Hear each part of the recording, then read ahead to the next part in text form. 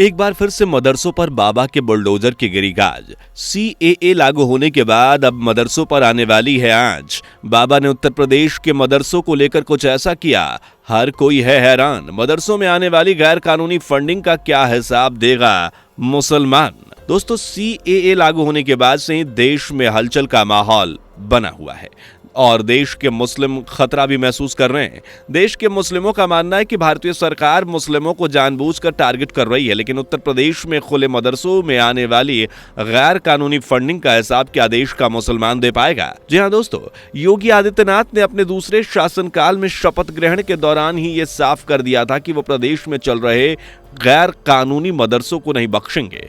और देखिए कैसे योगी जी ने अपना वादा निभाया है। जी हां दोस्तों, एक या दो नहीं बल्कि उत्तर प्रदेश में एसआईटी यानी स्पेशल इन्वेस्टिगेशन टीम ने 13,000 अवैध मदरसों की पहचान की, जिन पर जल्द ही एक्शन लिया जाएगा और बाबा का बुलडोजर भी चलने वाला है। क्या है पूरा मामला बताएंगे आज की हमारी इस वीडियो में। वीडियो को आखिर तक जरूर देखिएगा। वीडियो पसंद आए तो वीडियो को लाइक भी जरूर कर दीजिएगा।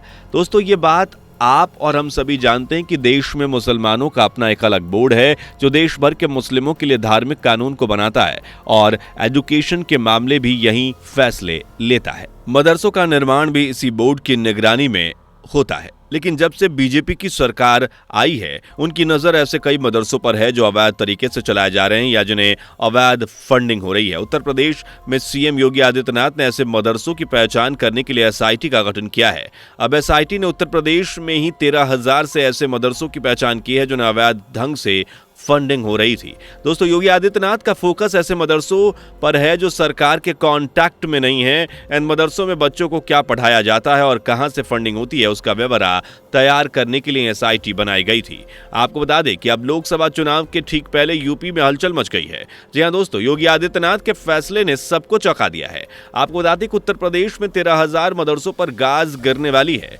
जी हां, ऐसे मदरसे जिन्हें अवैध रूप से फंडिंग मिलती है, सरकार की नजरों से बचकर वो चलाए जा रहे हैं। जब से ये खबर सामने आई है तब से विपक्षी भी सरकार पर तंज कसता नजर आ रहा है। आप भी सुनिए क्या कहना है समाजवादी पार्टी के नेता और उत्तर प्रदेश के पूर्व सीएम अखिलेश यादव का। केवल मदरसे बंद नहीं कर रहे हैं, ये संस्कृत के विद्यालय भी बंद कर रहे हैं। भारतीय जनता पार्टी केवल एक समाज की दुश्मन नहीं है, ये देश को दुश्मन है, देश की। दोस्तों, सुना आपने अखिलेश यादव का कहना है कि बीजेपी सिर्फ एक समाज की दुश्मन नहीं है बल्कि पूरे देश के दुश्मन है, जो न सिर्फ मदरसों को टारगेट कर रही है बल्कि कई संस्कृत विद्यालयों को भी टारगेट कर रही है। अखिलेश यादव ने सीएम योगी आदित्यनाथ के इस फैसले पर टिप्पणी करते हुए यह भी कहा कि धार्मिक स्थलों को टारगेट करना ही इनकी राजनीति है।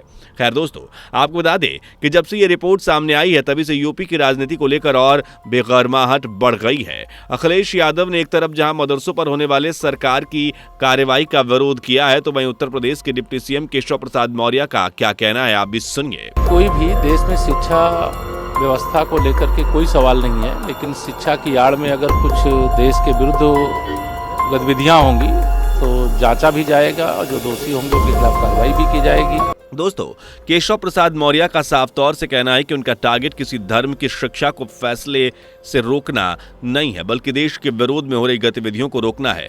इसके तहत जो भी जरूरी कार्रवाई होगी वो सबको माननी चाहिए क्योंकि देश से बड़ा कोई धर्म नहीं।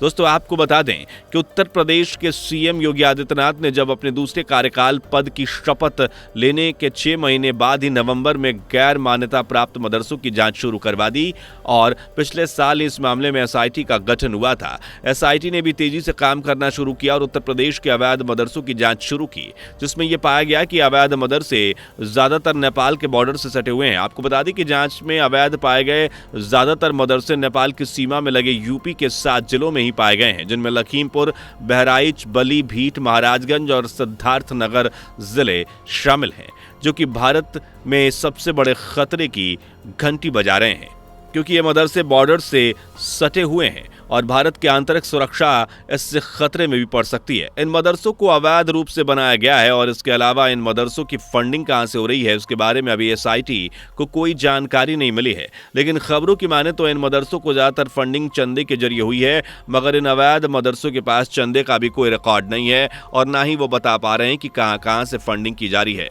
किन किन लोगों की बात की जा रही है। यही वजह है कि यूपी सरकार अब इन अवैध मदरसों पर कार्यवाही करने की प्लानिंग कर रही है। दोस्तों, आपको बता दें कि एसआईटी ने अपनी जांच में इन अवैध मदरसों को 100 करोड़ की फंडिंग की बात कही। इसके अलावा एसआईटी ने जांच में पाया कि इन मदरसों में पढ़ने वाले बच्चों का स्तर भी काफी खराब पाया गया। इन्हें महज धार्मिक शिक्षा ही इन मदरसों में दी जाती है। इन मदरसों में पढ़ने वाले बच्चों को नौकरी न मिलने की भी बात कही गई। वहीं इन सभी बातों पर ध्यान देते हुए एसआईटी अब इस बात की जांच कर रही है कि मदरसों को मिलने वाली 100 करोड़ रुपए की फंडिंग के साथ क्या किया गया। पिछले 25 सालों में बहराइच, श्रावस्ती, महाराजगंज, सिद्धार्थनगर जैसे जिलों में इस प्रकार के मदरसे तेजी से बन रहे हैं, जिसकी सरकार को कोई जानकारी नहीं है। नेपाल सीमा से लगे शहरों में 80 मदरसों को खाड़ी देशों से करीब 100 करोड़ रुपए का फंड मिला है। अब इन मामलों को तेजी से जांच करने के आदेश भी दिए गए हैं। दोस्तों, एसआईटी की जांच में पाया गया है कि इन मदरसों को ज्यादातर चंदा खाड़ी देशों से मिला है। ऐसे में ये चिंता जताई जा रही है कि चंदा किसी टेरर गैंग से तो नहीं आया। अगर ऐसा हुआ है तो इन मदरसों पर बुलडोजर चलना तो तय है।